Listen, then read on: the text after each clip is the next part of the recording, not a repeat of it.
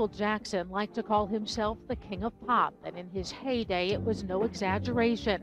He could sing, and boy, could he dance. Jackson performed his famous moonwalk for the first time on Motown's 25th anniversary special. He had been perfecting his act since the age of 5, when he would sing with his brothers in clubs around their hometown, Gary, Indiana. The Jackson 5 soon came to the attention of Motown's Berry Gordy. The rest, as they say, is history.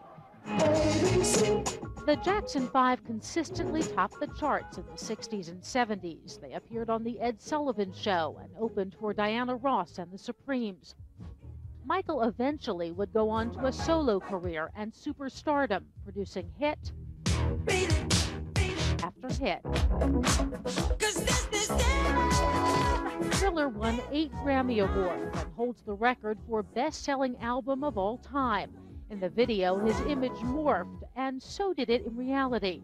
In the song Black and White, Jackson seemed to tease the audience about the color of his skin.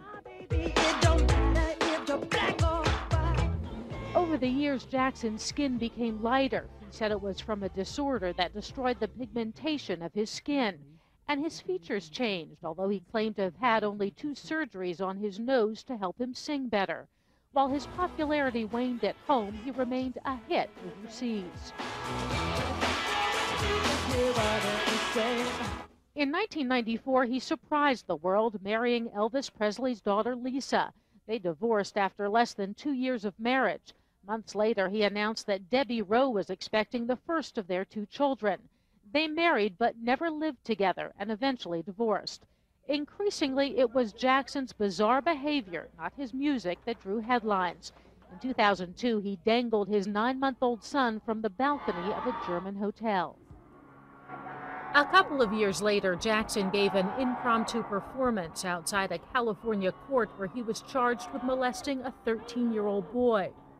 And one day arrived at trial wearing pajamas. He ultimately was acquitted and left the country. In interviews, Jackson talked about the price of superstardom, about how lonely it was. He said, "It hurts to be me," pain that in the end, even the music couldn't stop. Carla Wold, ABC News, Los Angeles.